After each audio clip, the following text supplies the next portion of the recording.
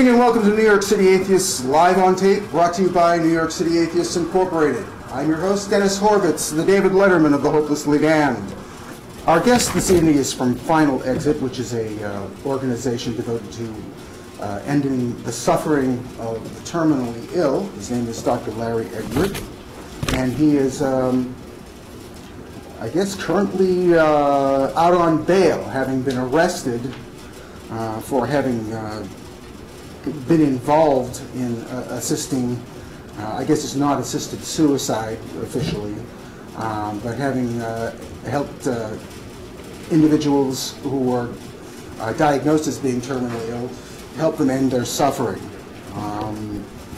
The right to die is one of the issues. It's probably not as prominent as some of the other issues that are facing us today, but it's still very important that people have basically control over their own destiny and aren't forced to suffer to gratify the sentimentality of other people or people's religious points of view. He can tell you about it more and better than I can, so without any further delay, I'd like to introduce Dr. Larry Egbert.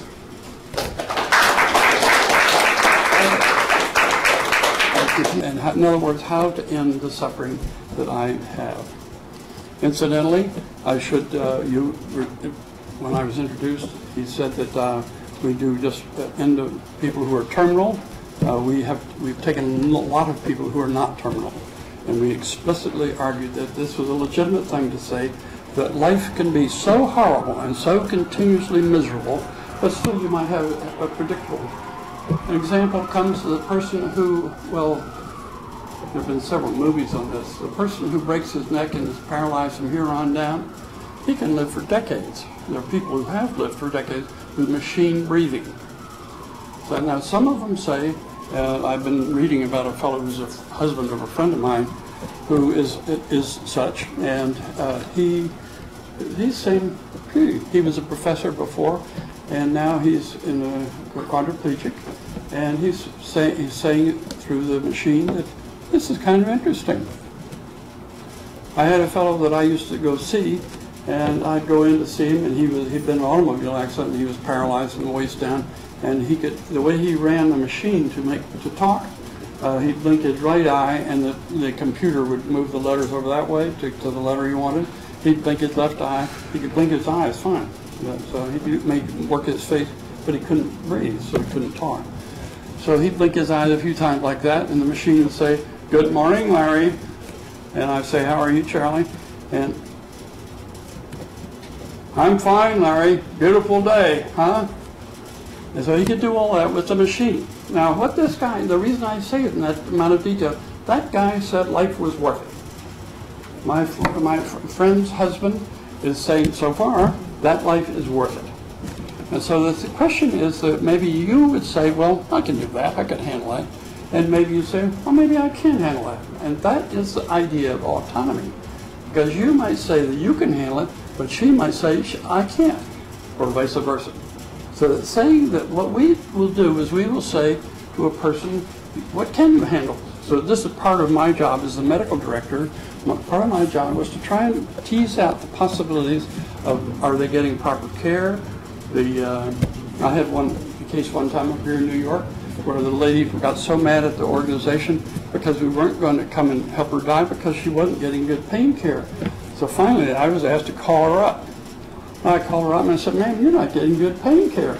She says, "Well, the doctor's giving me everything." And he says, "That's all you're going to get?" I said, "Well, I'll tell you what, you tell the doctor about us organizations, Final Exit Network, you tell that doctor that if he wants some advice, I'll call him up. Just tell him you need some more medicine, because I'm telling you it's lousy." So she called back, said, about a month later, and said, the doctor said, "Okay, yes, yeah, okay."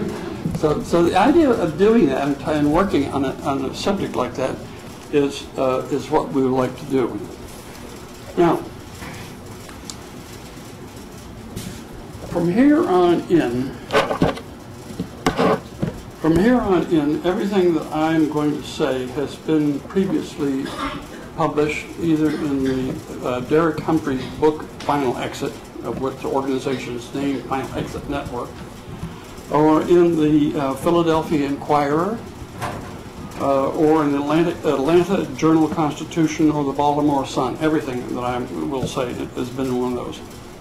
I have been in jail, as I mentioned, with a fellow by the name of Ted Goodwin, our former president of the organization, Claire Blair, who's one of our guides who lives in Atlanta, Roberta Massey, who is was a former coordinator for the whole country. She lives down in southern New Jersey. Y.L. Hale Rowe, who now lives in Michigan.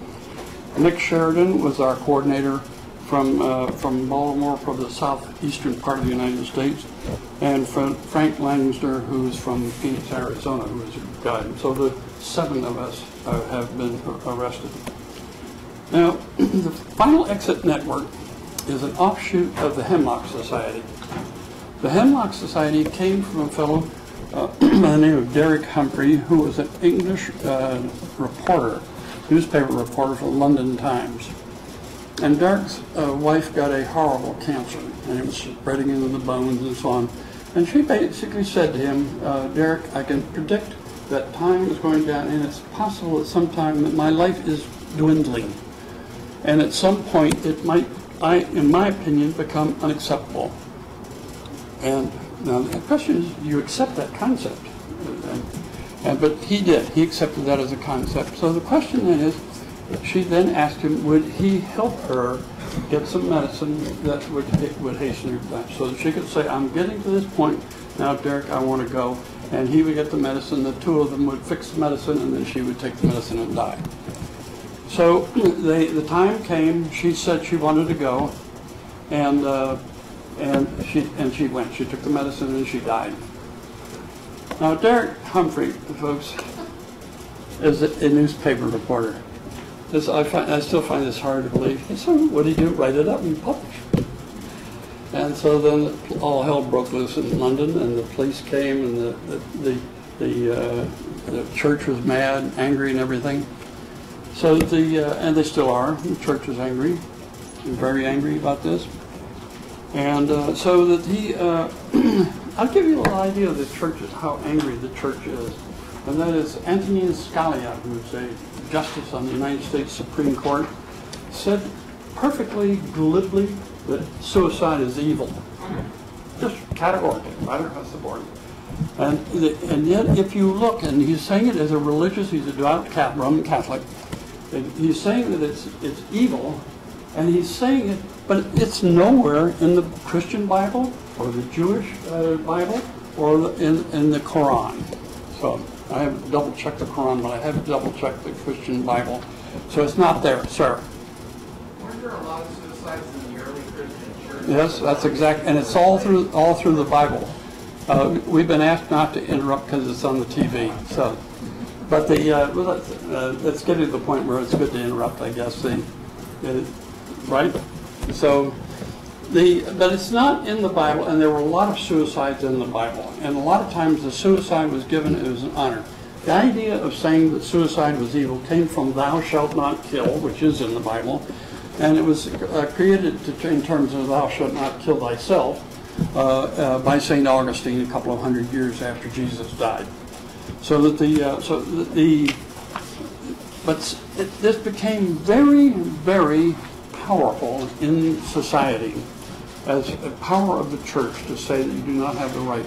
I'll give you an idea. In the 1700s, if you committed suicide in France, your family would be removed. They'd lose your house. You could not be buried in the church grounds. Your body would be dragged through the streets and hung upside down on the street corner. Oh yeah, and then what was left of your body after rotting for a while would be dropped in the dump. So that's punishment. So, and that's something that got a lot of people's attention. That's medieval. And the idea that has changed, that's in the 1700s. And of course, Scalia is now. So so Derek Humphrey, he moved originally to Los Angeles and worked for the Los Angeles Times, and then moved to San Diego, and he created the Hemlock Society. the Hemlock Society flourished, and there were a lot of people. There were active chapters here in New York City that have been around for a number of years. When I was invited to speak here, I was telling Jane that I've been up here twice to the Unitarian Church in 70-something Street, and she was saying, well, it's our problem, lousy publicity. So apparently, if you're running buses around the city of New York with signs on it about atheism, you've got a better team, so we should hire you. But so this argument continued with creation of the Hemlock Society. They created groups such as this, where we would discuss things of dying. So we discussed the various different facets of the process of dying, and that seemed very straightforward. Then what happened was that they decided we were going to change the laws, and what turned out to be Oregon to pass the law, and the Hemlock Society said that they would do this, and they realized that you can't win voting by working for an organization that's named for poison. Hemlock is a poison, deadly poison. So, and that's why he chose the Hemlock Society, because of what Socrates took for it to commit suicide. So you can't do that. You just don't get votes. The other thing, so they dropped the name of Hemlock. We don't use the name Hemlock anymore. So the other thing that you do not use, you don't go around cheering for Jack Kevorkian either. Because if you want votes, you don't say, I'm like Jack Kevorkian. So because he doesn't get votes. So they got that. What they also did very carefully and very thoughtfully is they reduced the cases that we would take. So they'd say, well, we'll talk to you about death and dying, but we're not going to sit there and be there with you and do things with you. And so they reduced the vigor of what we would do. So we'll talk like we're doing now, but we would not sit with you. Well, a group of people said that's wrong. So how about the person who's dying now or who's suffering miserably now? Why doesn't that person get taken care of? And that's why we created the Final Exit Network. Well, I don't know. I'm a physician. I'm proud of being a physician, and we do pretty good work, folks. And some of the best research show that we will do so that people are comfortable with the process of the way they're being taken care of while they're dying or while they're sick, up to 98%, something like that. The state of Oregon would suggest that people who actually want assistance in hastening death is less than 1%. So, that means that the state of Oregon also, incidentally, has one of the best hospice care records in the United States. So it's the whole idea of saying the state of Oregon, I don't know why the state of Oregon rather than New York or Maryland, but that's just the way they did. So that people can be satisfied with their care 98% of the time, say. The number varies where you get the data. And all we're saying is, what about the other 2%? And a lot of people say, well, it's just 2%. Now, would you go down and run across 7th Avenue against the traffic if you had a 2% chance of dying, getting hit by a truck? No. Why doesn't everybody shake their head? But the answer is you sure would if your grandchild was crawling across the other side of the street. You'd be out there, getting your butt right out there to get across there. So the question is, what circumstances are involved? And that is the whole key to this. So what we're saying is that it's up to you. You decide what kind of life you have, and you will then apply to the organization, and we will then, what my job was to evaluate what your disease is and what you're doing to take care of your disease. I'll give you an example. I'll probably give you two examples. This person was a 50-year-old woman who lived in Chapel Hill, North Carolina. And she had had multiple sclerosis for about 15 years. She was gradually getting more and more paralyzed. She had a wheelchair. She'd gotten used to the wheelchair. She put up with the wheelchair pretty well. She didn't have much pain, which was a blessing.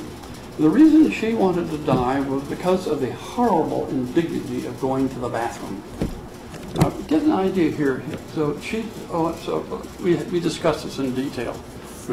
Imagine, you said, now here's an old man from Baltimore, Maryland, talking to a middle-aged woman about going to the bathroom for an hour. And we talked in detail about what was the indignity involved.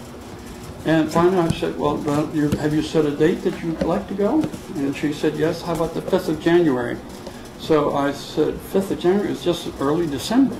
And I said, well, why the 5th of January? And she said, well, first of all, you're going to have to drive all the way from Baltimore, and it's about a 6 or 7 hour drive.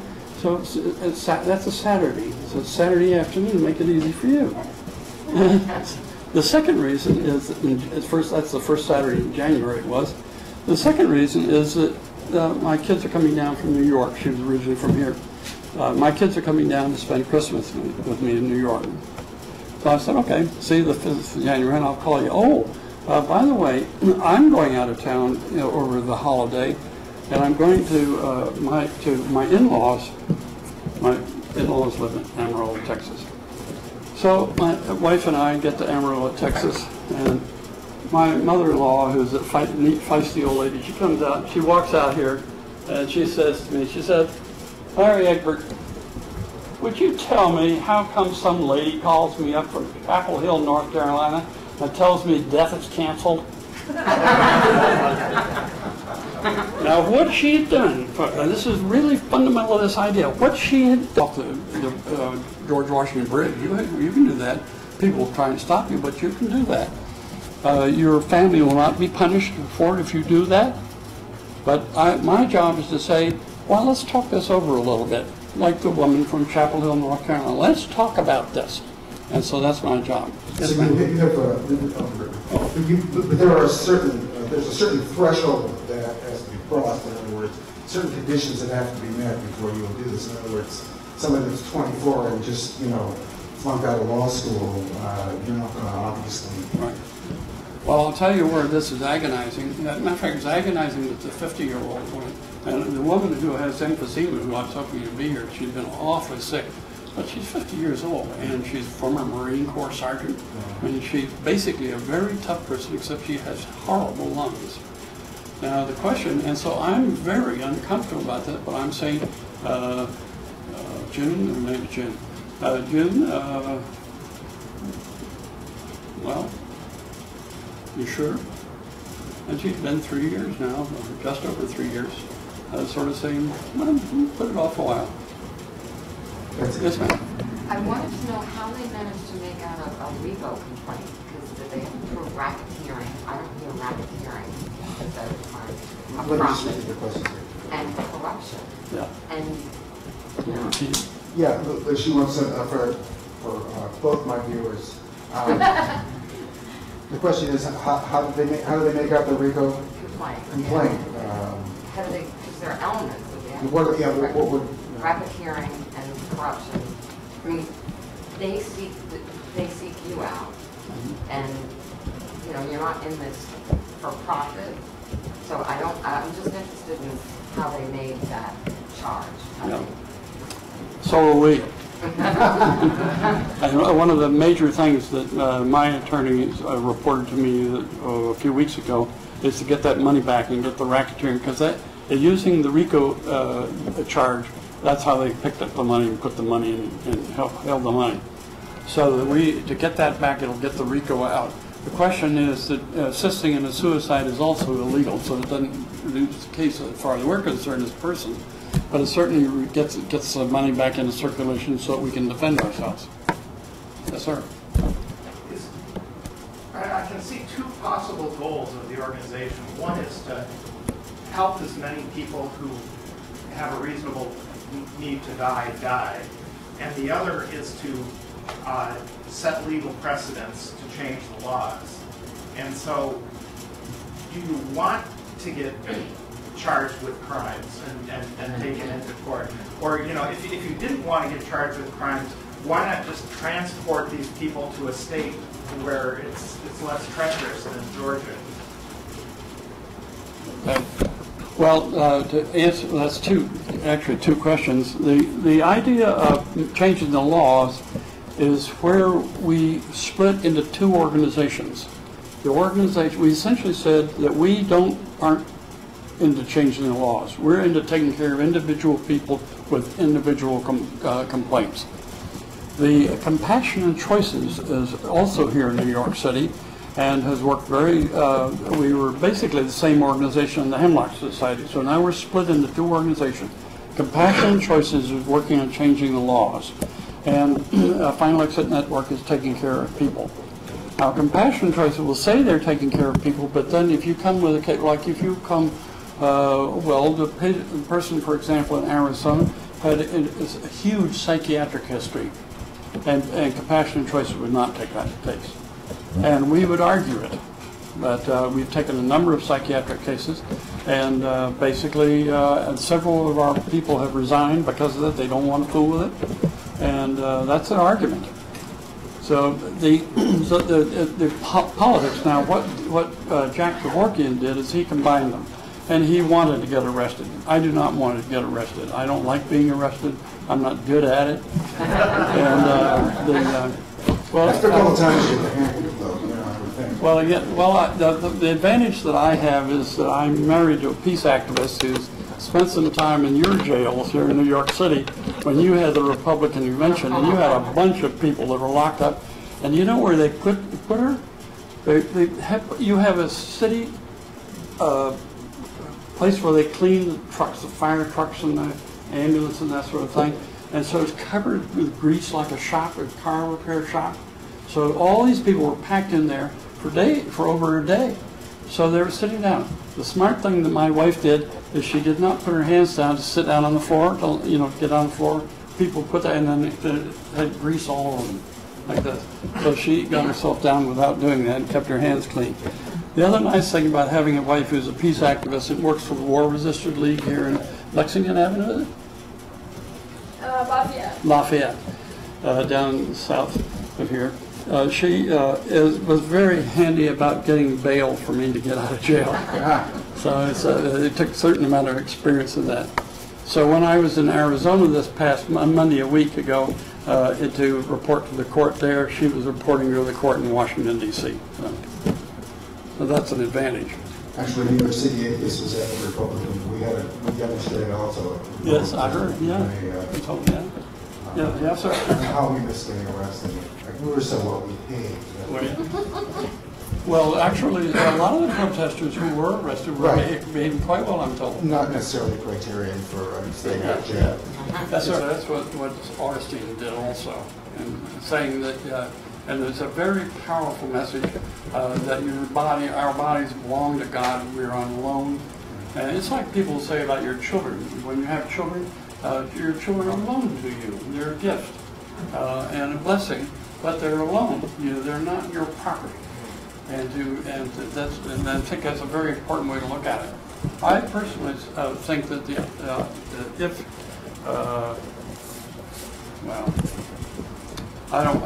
I'm not going to talk about what God does. I think the idea, if you want to believe in God, go ahead, but it's not. I think it's a bunch of nonsense. In fact, the first time I'm talking about clapping. That's the first time I've ever clapped for saying I was an atheist. But when I got out of jail and I went to church, I'm a Unitarian.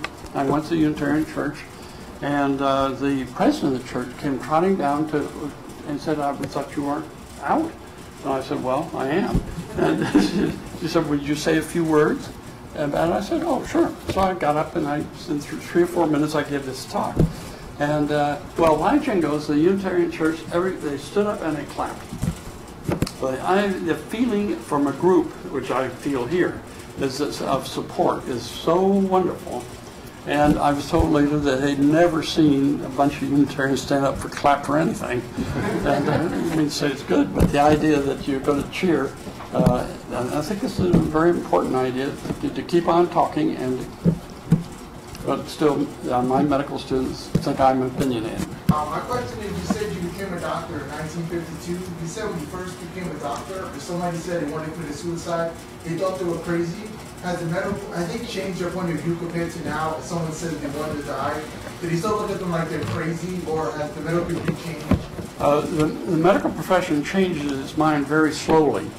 And for example, they like having care for everybody in the United States. The American Medical Association has steadily fought that. You say, well, you think you became a doctor so that everybody could be healthy? That's a good reason to become a doctor, no? And then find out the American Medical Association is opposed to the process of working on that. You might, I'm an anesthesiologist, or I was an anesthesiologist, and I found it fascinating that when chloroform was introduced in England, the church people came out of the woodwork and became a really powerful political force, very much like the fundamentalists are working now. And they said that women are supposed to have pain when they have their babies. It's biblical. So therefore they were supposed to do this. So well, what happened was that there was this woman in London who didn't really believe in that, and so she had the doctor come over and give her some chloroform for her baby. That baby became George VI of England, and her name was Victoria. Now, when Victoria says it's okay to breathe a little chloroform for you when you have your baby, finish. The church eased off. So it's a political thing, and that's why I think the politics of saying, because she had the right, because she was the queen. Now the question is, do you have a right to have this kind of comfort care when you decide? And that's the argument that goes on. Now, I can tell you, as a matter of fact, I know a doctor who's a friend of mine here in New York, and she died. She had a cancer, and she died. And a friend of mine who'd been taking care of her knew how she died. And so we can take care of ourselves all right, pretty well. The question is that you have to argue is, why don't we take care of you? And that's it.